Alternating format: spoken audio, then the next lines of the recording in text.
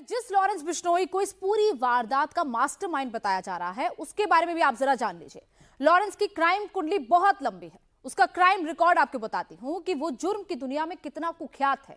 Gangster Lawrence Bishnoi अभी jail में बंद है। उसके क्रिमिनल चैप्टर की शुरुआत चंडीगढ़ से हुई थी। 2010-12 के बीच क्राइम के कई केसेस उसके नाम पर चढ़े। 2013 से क्राइम से जुड़े कई धंधों में उसका नाम आया।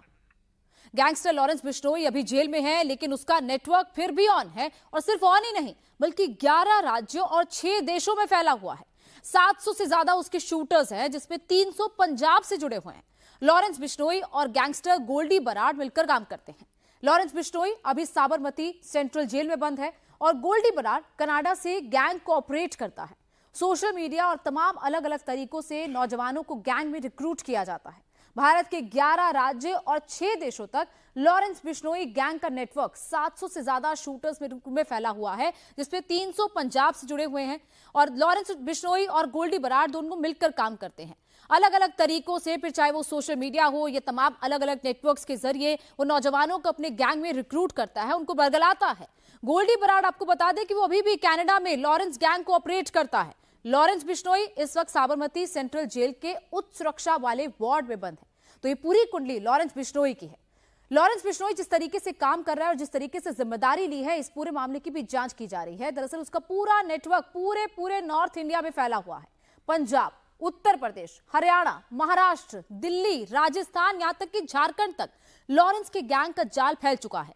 अगर विदेश की बात करें तो अमेरिका, अजरबैजान, पुर्तगाल, यूएई और रूस में भी लॉरेंस बिश्नोई गैंग का नेटवर्क बताया जाता है।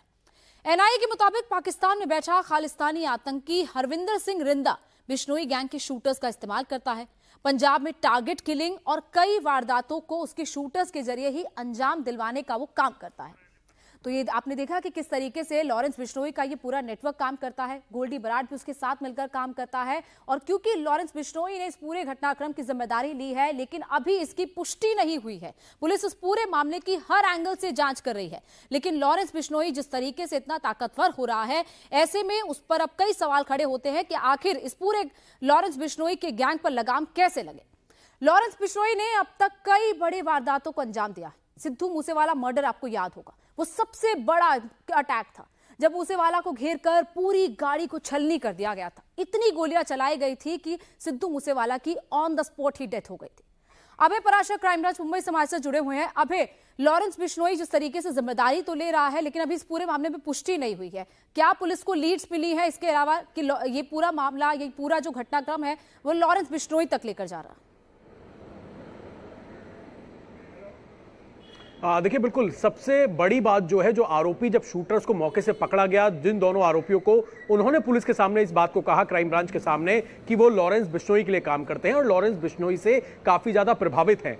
इसके साथ ही आज एक सोशल मीडिया पर, फेसबुक पर शिबू करके एक फेसबुक पोस्ट है, उसने एक पोस्ट किया जिसमें कहा कि सलमान खान और दाऊद का जो भी साथी है, हम उसको मारेंगे, हम अपनी प्रतिक्रिया देंगे, जो हमारे लोगों को मारेगा। उसमें बाबा सिद्दीकी को लेकर भी तमाम बातें इसके अंदर लिखी हुई थी।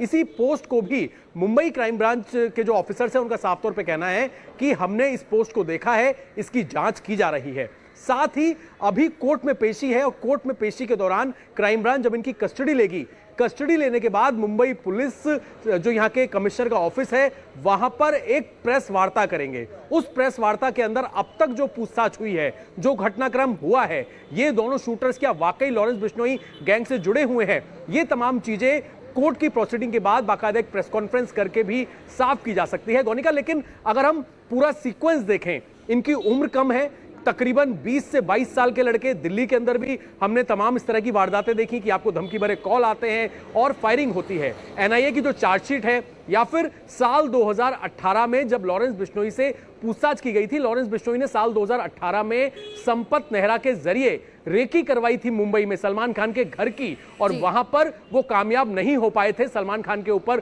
फायरिंग करने का प्लान था। इस साल भी फायरिंग की गई और उसमें भी लॉरेंस बिश्नोई गैंग का नाम निकलकर सामने आया था।